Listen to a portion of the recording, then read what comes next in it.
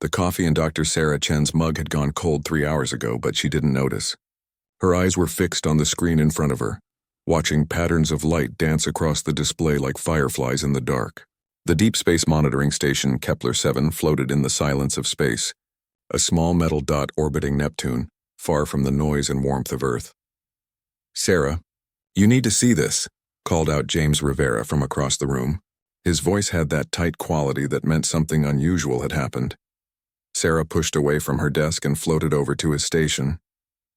In the low-gravity section of the facility, movement was more like swimming than walking. She grabbed the edge of his desk to stop herself. "What am I looking at?" she asked. James pointed at his screen.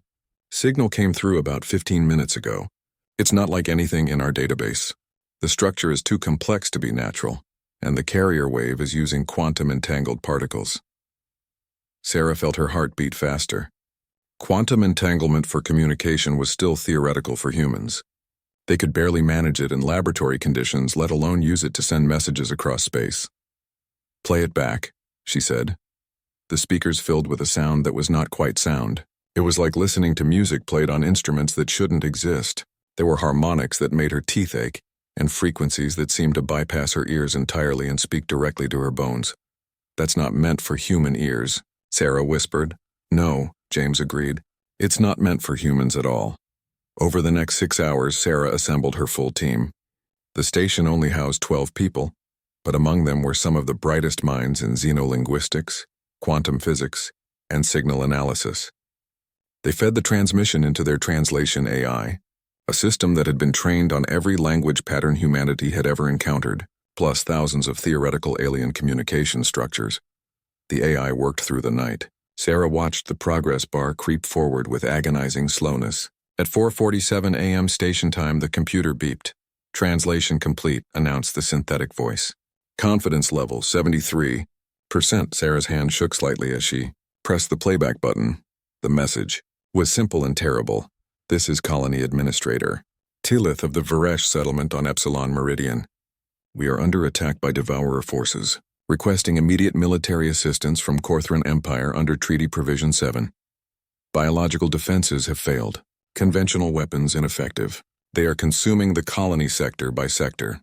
Estimated time until complete colony loss, 14 standard rotations.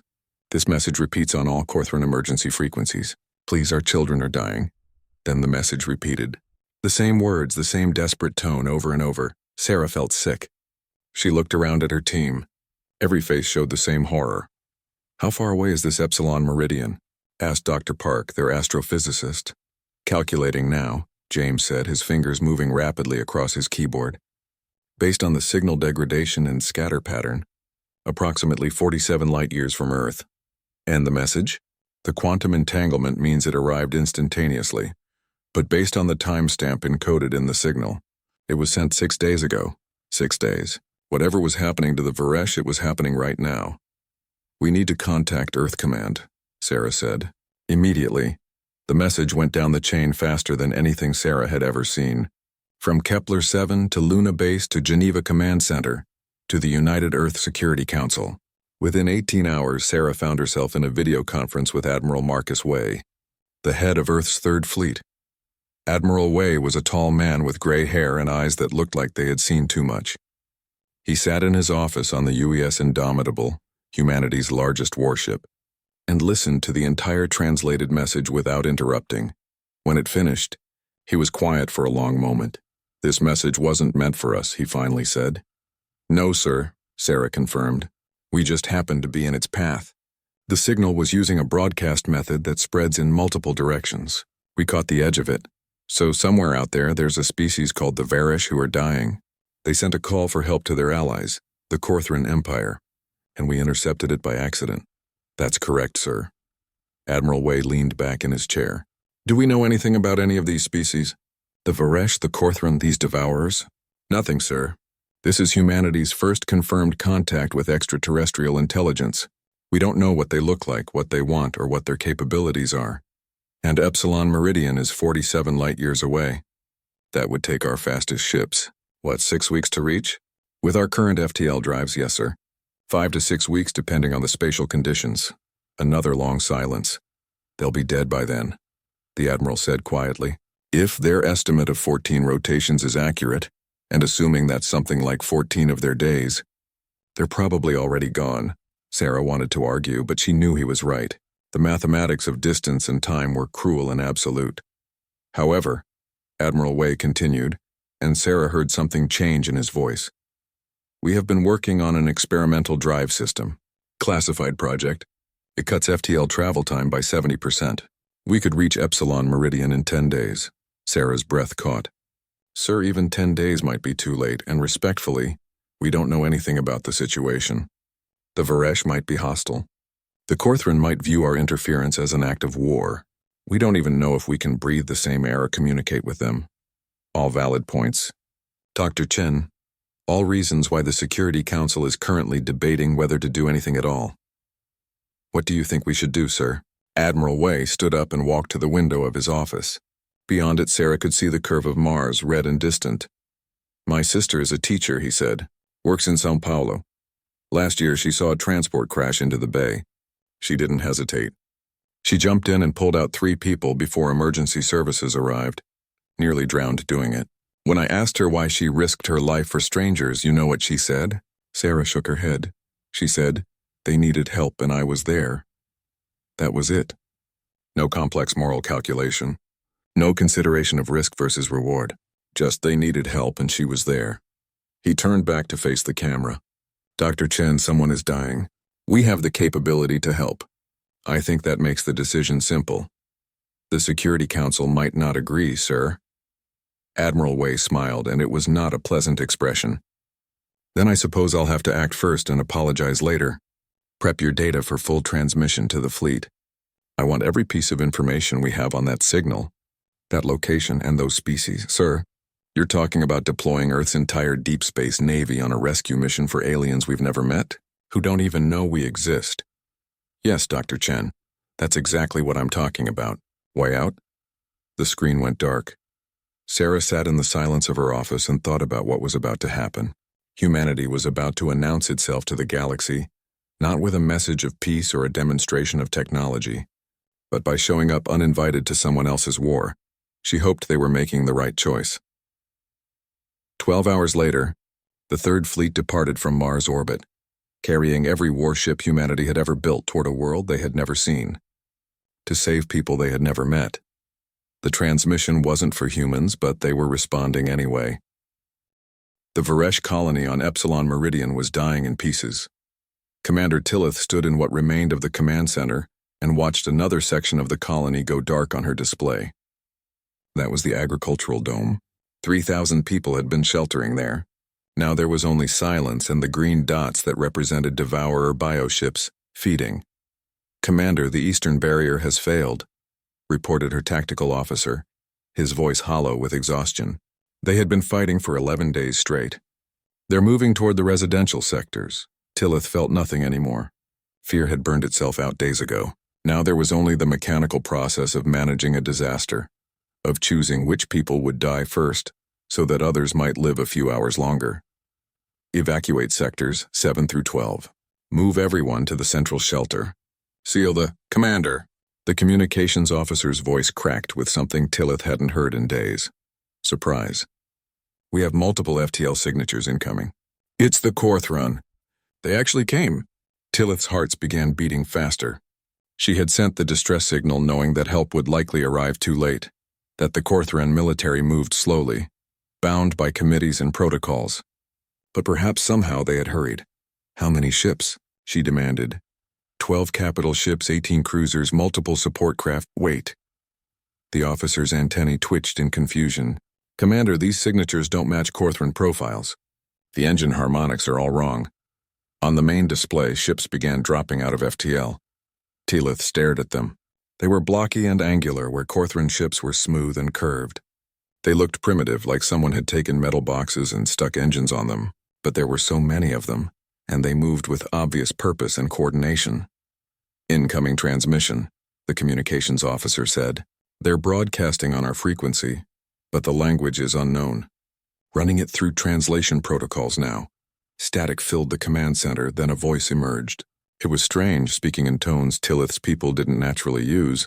but the translation matrix managed to make sense of it. Varesh Colony, this is Admiral Marcus Way of the United Earth Ship Indomitable. We received your distress call. We're here to help. Please transmit coordinates of Devourer positions and your defensive positions. We're moving to engage.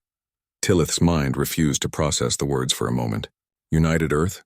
She had never heard of such a species or civilization. Her database showed nothing. These people, whoever they were, weren't the Corthran. They weren't anyone the Varesh had ever encountered. This is Commander Tillith. Who are you? How did you receive our call? We didn't send any message to your people. There was a brief pause, then the alien voice responded. We know. We intercepted your signal to the Corthran Empire. We were in the way. Ma'am, we can explain everything later, but right now your people are dying and we'd like to stop that. Will you transmit those coordinates?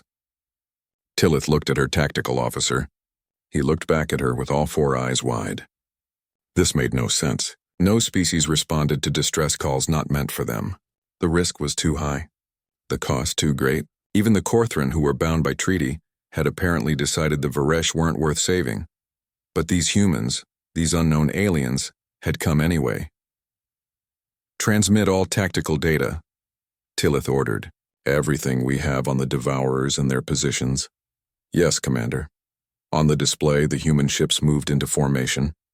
They were smaller than Corthran warships, and their energy signature suggested less powerful shields and weapons. But there were so many of them, and they moved like a school of fish, each ship perfectly synchronized with the others. The Devourers noticed the new arrivals. Their bioships began turning away from the colony, orienting toward this new threat. The Devourers were an old horror in this part of the galaxy. They didn't build ships so much as grow them. Massive living creatures that could survive in the vacuum of space. They consumed biological material and technology equally, breaking down everything they touched and incorporating it into their collective mass. Tillith had watched Devourer ships tear through the colony's defense fleet like they were made of paper. Energy weapons barely slowed them. The creatures just absorbed the energy and grew stronger. The human ships opened fire, but they didn't use energy weapons. Tillith watched in shock as primitive kinetic missiles streaked across space.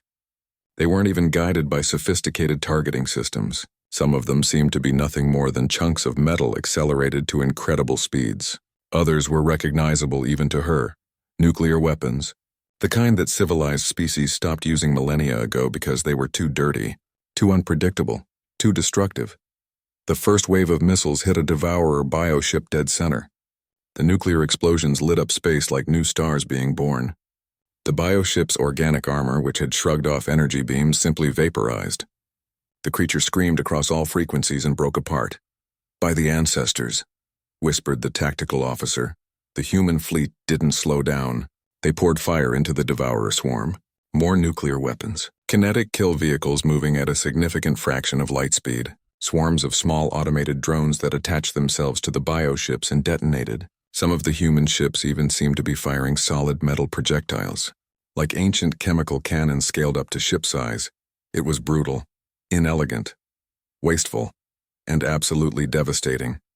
The Devourers, accustomed to fighting species that relied on energy shields and plasma weapons, didn't know how to respond. Their adaptive biology could eventually learn to defend against anything, but they needed time. The humans weren't giving them time. Commander, the Devourers are breaking off from the colony, reported the tactical officer, his voice filled with disbelief. They're retreating. Tillith couldn't believe it. In 11 days of constant fighting, she had never seen the Devourers retreat. They consumed or they died. There was no middle ground, but the human ships were still coming. They pursued the Devourers away from the colony, firing constantly. Several human ships took damage. Tillith watched as one cruiser got caught by a Devourer tentacle and was pulled apart. Another ship's reactor went critical and exploded. But the rest kept fighting. They're sacrificing themselves, Tillith said quietly. They're putting their ships between us and the Devourers. The battle lasted for 6 more hours. By the end, the Devourers had fled the system entirely, jumping to FTL in disorganized chaos. They left behind 17 dead bioships floating in space. The humans had lost 9 ships. Nearly 3,000 of their people were dead, for strangers, for a species they had never met. Tillith opened a channel to the human flagship. Admiral Way, this is Commander Tillith. I don't understand. Why did you come? We didn't call for you. We didn't even know your species existed. The human's face appeared on the screen for the first time. He looked tired and there was sadness in his eyes, but also something else. Something Tillith couldn't quite identify. You needed help, Admiral Way said simply, and we could give it. That seemed like enough reason to us.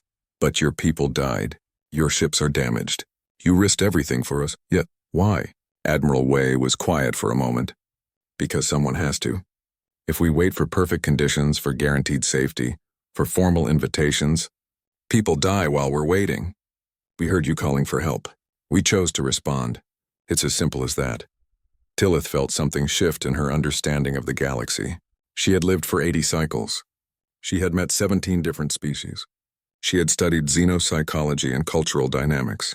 She thought she understood how civilizations worked, what motivated them, what they valued. But these humans were different. They operated on a logic that made no sense by any conventional measure. They had risked their entire military force, everything they had, for people they didn't know and who could offer them nothing in return. I have transmitted the full combat recording to the Galactic Council, Tillith said. They need to know what you did here, what you sacrificed. We appreciate that, Commander. Now, if you'll allow it, we'd like to send down medical teams and help with the recovery efforts. We have engineers who can assist with repairs. Of course they did. Of course these strange, violent, compassionate aliens wanted to stay and help clean up the mess. Permission granted, Admiral. And, thank you. My people owe you a debt we can never repay.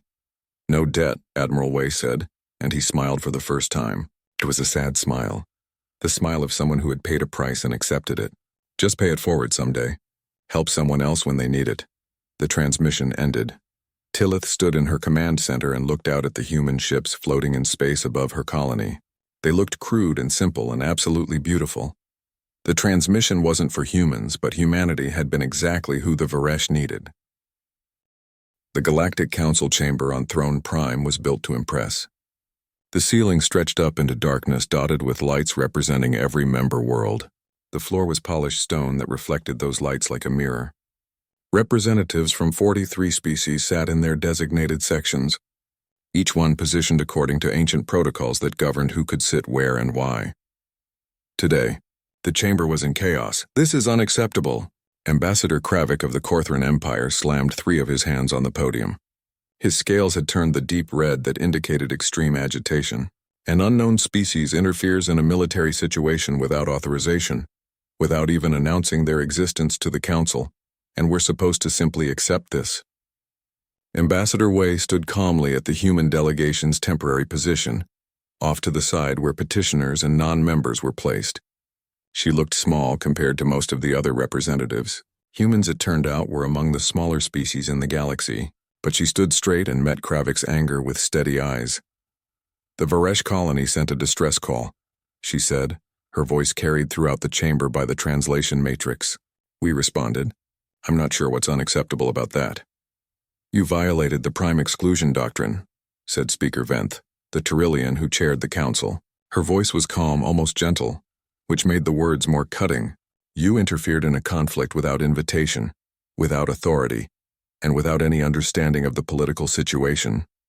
We understood the situation perfectly, Ambassador Way replied. People were dying. The Varesh asked for help. We provided it. They didn't ask you, Kravik snapped. They asked us. The Korthran Empire has a mutual defense treaty with the Varesh Collective. That call was meant for our forces. Then where were your forces? The question hung in the air like smoke. The chamber went quiet. Ambassador Way continued, her voice level but hard. The Varesh sent their distress call 11 days before we arrived. Our ships took 10 days to reach them. Where were you, Ambassador Kravik? Where was the mighty Korthran Empire when your treaty partners were being slaughtered? Kravik's scales darkened further.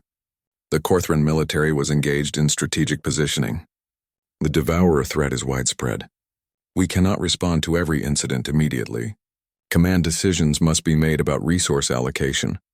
Resource allocation, Ambassador Way repeated softly. Is that what you call it when you decide which allies are worth saving and which aren't? You know nothing of the complexities involved. Kravik's voice rose to a roar.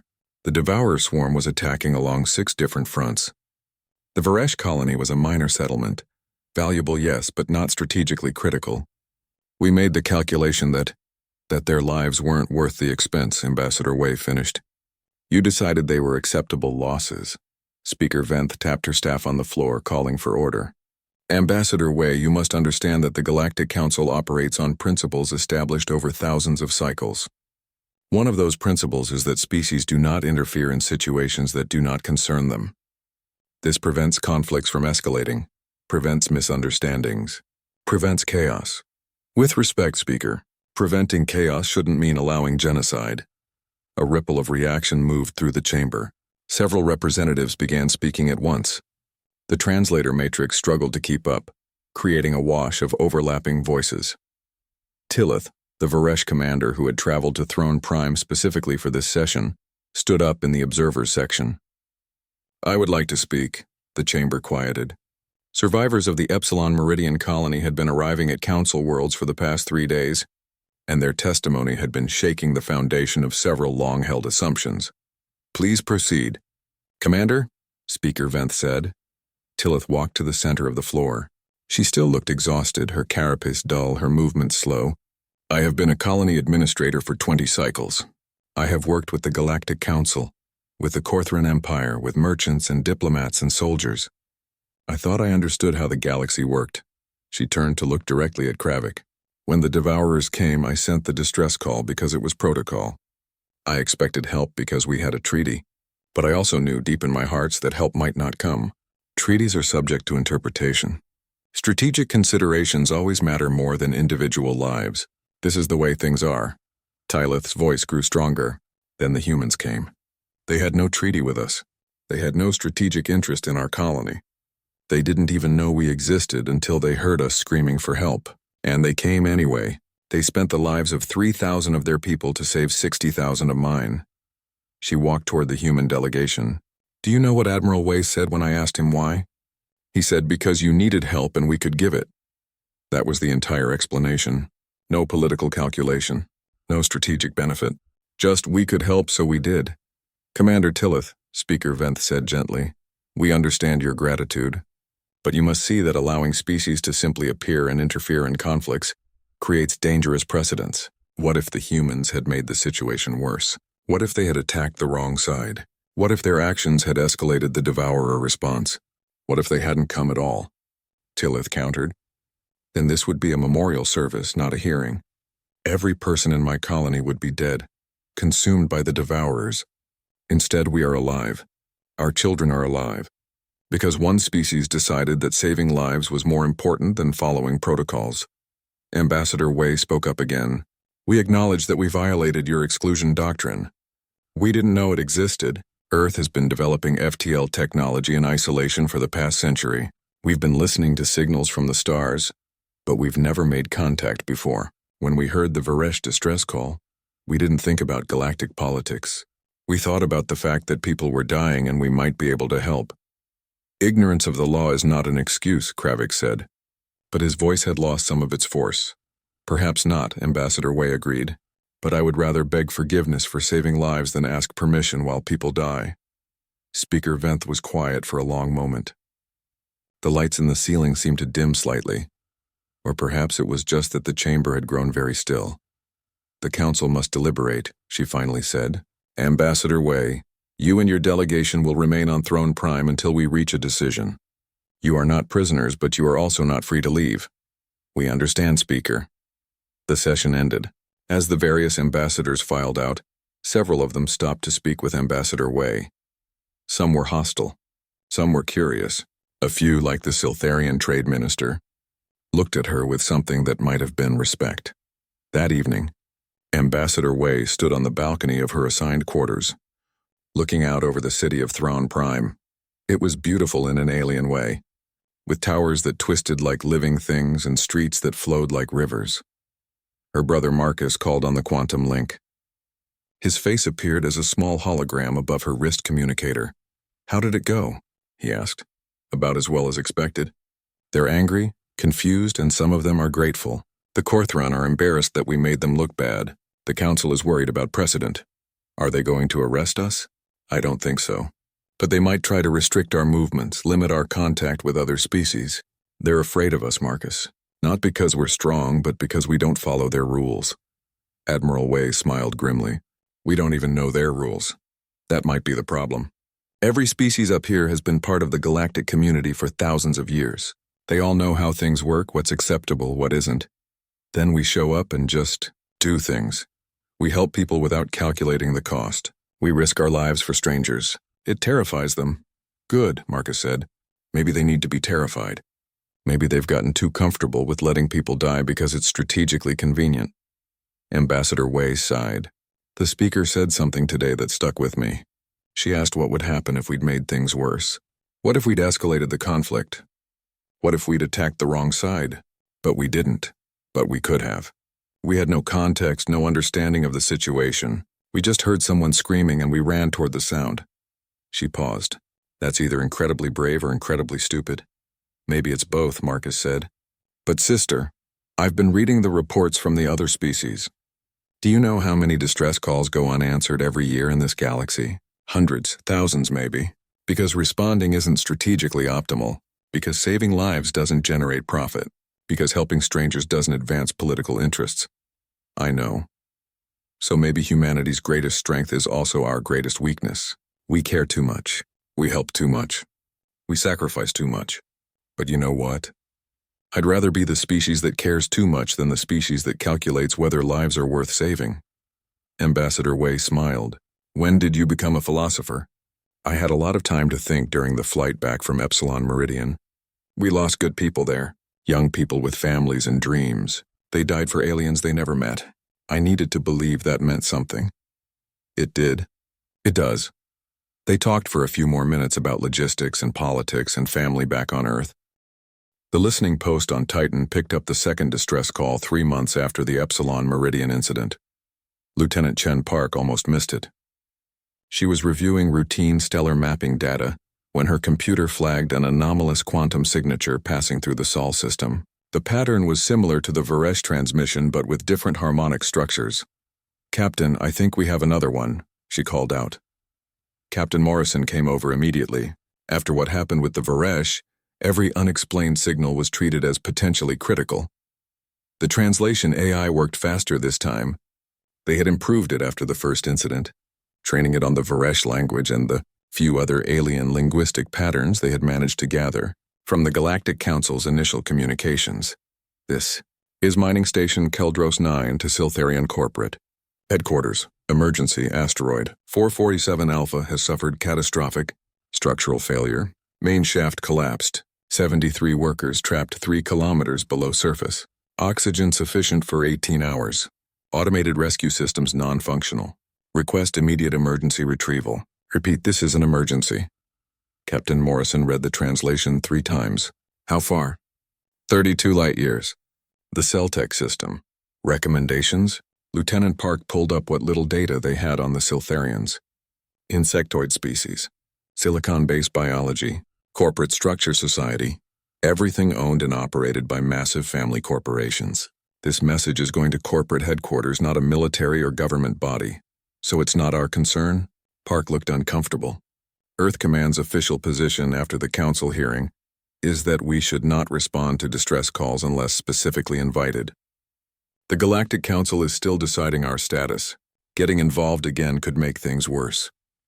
Morrison stared at the screen for a long moment. 18 hours, you said? That's what the message indicates. Lieutenant, what's the fastest ship we have in range? The UES Ranger is completing shakedown runs near Saturn. It's one of the new scout ships. Could probably reach the Celtech system in 8 days with the updated FTL drive. Morrison activated his command link. Get me Admiral Way. The call went through faster than expected. Admiral Way appeared on the screen and he looked like he hadn't slept properly in weeks. Captain Morrison. Let me guess, another distress call that wasn't meant for us? Yes, sir. Siltharian mining accident. 73 trapped. 18 hours of air. Admiral Way closed his eyes. Earth Command will not authorize a response. The council hearing is still ongoing. We've been specifically told not to interfere in any more situations. Yes, sir. I'm aware. However, the Admiral continued, the UES Ranger is technically on independent patrol. If Captain Williams decided to investigate an anomalous reading in the Celtech system, I wouldn't know about it until after the fact. Morrison understood. I'll relay the information to Captain Williams immediately, sir. See that you do. And Captain, tell him to be careful. We're already on thin ice with the Galactic Council. We can't afford another loss like Epsilon Meridian. The transmission ended. The UES Ranger arrived at asteroid 447 Alpha 9 days later. The Siltharian workers had been dead for 8 days. Captain Williams stood on the bridge of his ship and looked at the rescue crews bringing up the bodies. Each one was encased in a hardened resin cocoon, the Siltharian equivalent of a coffin. The workers had built them in the final hours, preparing for death with the methodical efficiency their species was known for. We were too late, said Commander Harris quietly. We tried, Williams replied, but the words felt empty. The Siltharian corporate response team arrived 3 hours later. They were surprised to find a human ship at the disaster site. Their leader, an individual whose name translated roughly as Coordinator Thex, met with Captain Williams via video link. Your presence is unexpected, Thex said. Her translation came through with a buzzing undertone. This is a corporate matter, Siltharian jurisdiction. We intercepted your distress call, Williams explained. We came to help. Thex's antennae twitched in what the translation matrix identified as confusion. You are the humans. The ones who aided the Varesh. Yes. This distress call was not directed at your species. We know. We were too late anyway. I'm sorry. There was a long pause. Williams couldn't read Siltharian body language well, but he thought Coordinator Thex looked puzzled. You traveled 32 light years for workers you don't know, employed by a corporation you have no connection to, in response to a message not meant for you? Yeah, why? Williams was getting tired of that question. Because they needed help and we thought we could provide it. You failed to provide it. The workers are dead. Your journey was wasted. Maybe, Williams admitted. But we had to try. Thex was quiet for a moment. Then she said something unexpected. My nest brother was among the dead. He was a drill operator. Very skilled. It is difficult to lose family. I'm sorry for your loss. You actually mean that, Thex said, and it wasn't quite a question. I can hear it in your vocal patterns. You are genuinely distressed about the death of workers you never met, of a species you barely know exists. Yes. How inefficient, Thex said. But her tone had changed. How wonderfully inefficient. Over the next 6 months, the pattern continued. A human medical ship diverted to help contain a plague outbreak on a Yonari agricultural world. The disease was spreading rapidly, killing thousands. The humans arrived with no cure but with experienced doctors and enough medical supplies to support the overwhelmed local healthcare system. They stayed for 3 weeks, working around the clock, and managed to slow the outbreak until Yonari authorities could produce a proper vaccine. 18 human medical personnel died from exposure to the disease. A human cargo hauler picked up a distress beacon from a Grenthix pilot whose ship had suffered a catastrophic failure near a binary star system. The pilot was preparing to end his own life rather than die slowly from oxygen deprivation. The human captain, a woman named Rodriguez, spent 6 hours talking to the Grenthix pilot over the radio while her ship burned fuel racing to his location. She convinced him to wait, to hold on, to give her a chance to reach him. They arrived with 40 minutes of his oxygen remaining.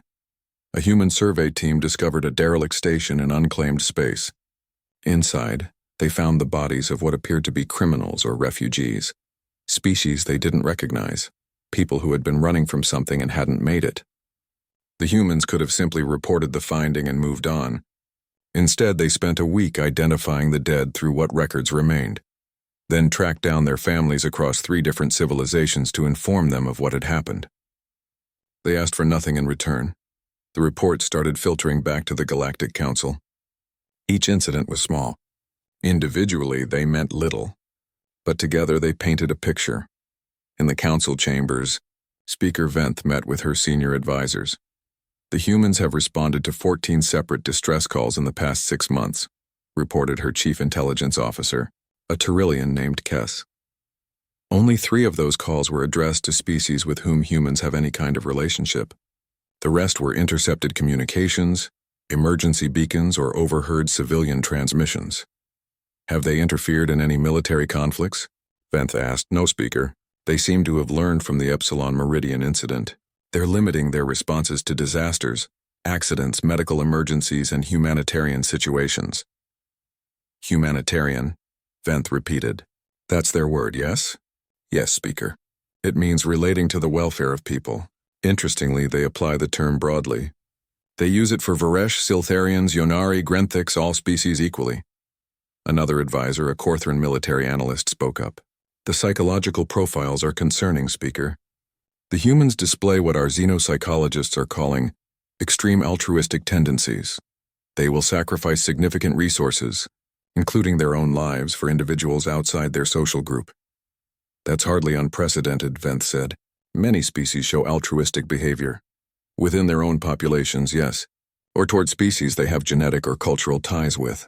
But the humans extend this behavior to complete strangers. They have a documented case where a human civilian gave their own oxygen supply to a drowning Yonari child during the plague response. The human died. The child lived. They had met approximately 4 hours earlier. Venth absorbed this. What's the assessment? The leading theory is that humans have an unusually strong empathy response that isn't limited by typical tribal or species boundaries. When they perceive suffering, they experience it almost as if it were happening to themselves. This creates a psychological imperative to help. That sounds like a severe disorder. By most galactic standards, it would be classified as such. The humans lose resources, risk lives, and gain almost nothing in return. From a pure evolutionary standpoint, it's maladaptive behavior. They should have been naturally selected against it millennia ago. And yet here they are, Venth said quietly. Another advisor, this one from the Economic Council, raised a tentacle. We should note that the humans are beginning to develop significant soft power through these actions. Species they've helped are speaking favorably about them. Trade relationships are forming. 1 year after the Varesh incident, Earth received an official communication from the Galactic Council. Ambassador Wei stood in the United Earth Assembly Hall in Geneva, reading the terms aloud to the gathered representatives from every nation. The hall was packed. This decision would affect every human alive and every human yet to be born. The Galactic Council offers humanity provisional membership with the following conditions, she read. 1. Earth will be granted observer status for a period of 50 standard cycles, approximately 28 Earth years. 2.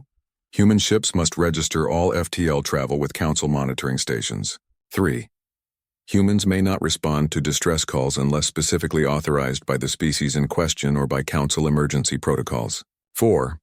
Human military vessels may not enter systems claimed by Council member species without prior diplomatic clearance. She paused and looked up at the assembly. Violation of these terms will result in immediate expulsion from Council territories and economic sanctions. The hall erupted in voices, some angry, some relieved, all loud. Secretary General Okonkwo called for order. When the noise died down, he spoke. The Council is essentially asking us to stop responding to emergencies unless we get permission first. That's the core of it. Yes, Ambassador Wei confirmed. And if we refuse these terms? Then we remain outside the Council. We'll have no diplomatic protection, limited trade access, and no legal standing in galactic affairs. We'd be isolated. A representative from the Pacific Coalition stood, but we'd still be free to help people who need it. Yes, Ambassador Wei said. We would. Though without Council support, we'd have to rely entirely on our own resources. The debate lasted for 6 hours. Earth was divided, as Earth always was. Some nations wanted the security and legitimacy that Council membership provided. Others refused to accept restrictions on humanitarian action. Some pointed out that humanity's entire navy had been built in the past year and was still barely capable of defending Sol system, let alone projecting power across the galaxy. In the end, no decision could be reached. They agreed to reconvene in 3 days to vote. Admiral Wei sat in his office aboard the UES Indomitable and watched the news coverage. His sister had done well presenting the Council's offer, but he could see the exhaustion in her face. This past year had aged her. His computer chimed. Priority message from Deep Space Monitoring Station Kepler 7. He opened it immediately. 3 distress calls. 3 different locations. All sent within the past hour. The first was from a mining colony in the Veritan system. A reactor leak was spreading radiation. Evacuation was underway, but they didn't have enough ships. 4,000 people were going to be left behind. The second was from a medical transport in the Korvax cluster. They were carrying refugees from a civil war zone when their life support failed. 300 people, mostly children, would suffocate within 18 hours. The third was from a trading station near the Galactic Rim. The Devourers had returned, hitting 3 stations simultaneously. This was just one of them. They were overwhelmed and calling for military assistance from anyone who could hear them. Admiral Wei read the messages 3 times. Then he checked the positions of human vessels. They had enough ships to respond to maybe one of these situations. 2 if they split their forces dangerously thin. All 3 was impossible, and even responding to one would violate the Council's terms before Earth had even officially accepted them. He was still reviewing the tactical data when his sister called. "You've seen the distress call," she said. It wasn't a question. "Yes. Marcus, the vote is in 3 days. If we respond to these now, we'll lose any chance at Council membership. The Corthran are just waiting for an excuse to veto us." "I know. We could save thousands of lives but doom millions to isolation and economic hardship. No allies, no protection. Just us against a galaxy that doesn't trust us." "I know that too." Ambassador Wei's voice softened. "What are you going to do?" Admiral Wei looked at the star map showing the 3 crisis points. 3 different directions. 3 groups of strangers who were dying right now. "Do you remember what you told me?" he asked. "After you pulled those people from the transport crash? I said they needed help and I was there." "Yeah." Admiral Wei started typing commands into his console. "That's what you said. Marcus, wait, I'm splitting the fleet. 3rd and 7th battle groups to the Veritan system for the reactor leak. That's our closest response. 5th battle group and medical ships to the Korvax cluster for the refugees. 1st and 2nd battle groups to the trading station to engage the Devourers. That leaves Earth defenseless. Earth has the defense grid and the Luna bases. It'll have to be enough." He kept typing. "I'm also putting out a call for civilian volunteers. Any ship with FTL capability that wants to help. You'll lose your command for this. They'll court-martial you. Probably. You'll destroy any chance humanity has at Council membership. Maybe. Then why?" Admiral Wei stopped typing and looked at his sister's face on the screen. "Because someone has to. And because if joining the Council means standing by while people die, then maybe the Council isn't worth joining." The orders went out. Across human space, crews scrambled to battle stations. Civilian ships began powering up their FTL drives. Within 3 hours, humanity's entire navy was in motion, diving toward 3 different catastrophes. The response to the Veritan reactor leak arrived just in time. Human ships with radiation shielding that was primitive but effective evacuated all 4,000 people. The colony itself was lost, but every person survived. The medical transport in the Korvax cluster was saved with 6 minutes of air remaining. Human engineers managed to patch the life support system with spare parts and sheer determination. 300 refugees, most of them children who didn't even know what humans were, lived because a dozen human engineers refused to give up. The battle at the trading station was harder. The Devourers had learned from their defeat at Epsilon Meridian. They brought more bioships and adapted their tactics. The fight lasted 9 hours. 2 human battle groups against a Devourer swarm. Admiral Wei commanded from the Indomitable. And he watched as ship after ship on his display went dark. Good crews. Good people. Dying for a trading station full of aliens they'd never met. But they held. They held until Corthran reinforcements finally arrived. 3 hours late, but still in time to help finish the battle. The Devourers retreated again, leaving behind 31 dead bioships and 14 destroyed human vessels. Commander Kravik of the Corthran fleet opened a channel to the Indomitable. His scales were pale, which Admiral Wei had learned meant shock or surprise. "You responded," Kravik said. "Even knowing what it would cost you with the Council. Even splitting your forces 3 ways. You still responded?" "Yes," Admiral Wei said tiredly. He had been awake for 26 hours straight. "Why?" "Because they needed help. Because we could give it. Because someone has to." Kravik was quiet for a long moment. "I have spent 300 cycles in military service. I have seen species rise and fall. I have witnessed acts of great courage and terrible cowardice. But I have never seen anything like what your people do." "Is that a compliment or an insult?" "I'm not sure yet," Kravik admitted. "But I am beginning to understand that perhaps the galaxy needs humans. Even if we don't quite know what to do with you."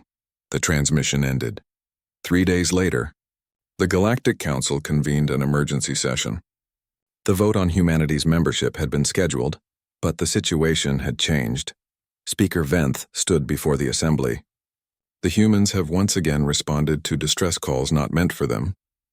They have once again sacrificed their ships and people for strangers. They have once again proven that they will help anyone who calls regardless of the cost to themselves. She paused. And once again they have saved thousands of lives that would have been lost while we debated proper protocols. Ambassador Kravik stood. Everyone expected him to denounce the humans, to call for their expulsion from council space. Instead, he said, the Korthran Empire withdraws its objection to human council membership. We propose instead a new category, Emergency Response Authority. Give the humans permission to respond to any distress call they intercept. Make it legal. Make it official. Because clearly, we're not going to stop them, and clearly, the galaxy is better off with them helping than not. The proposal passed by a wide margin. The official documentation created the Terran Protocols. Humans were authorized to respond to any emergency situation where immediate assistance was required, and local authorities were unable to respond in time. They would operate under council oversight but with broad latitude for independent action. It was unprecedented.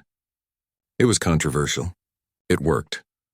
5 years later, the Human Response Corps had become the most respected emergency service in the galaxy. They operated 300 ships, employed personnel from 17 different species, and had saved over 2 million lives. Their unofficial motto, painted on the hull of every ship, was simple: because someone has to.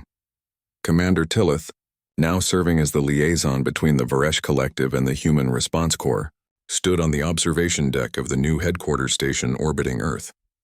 Through the window, she could see a dozen human ships preparing for departure. Some were heading to disaster zones,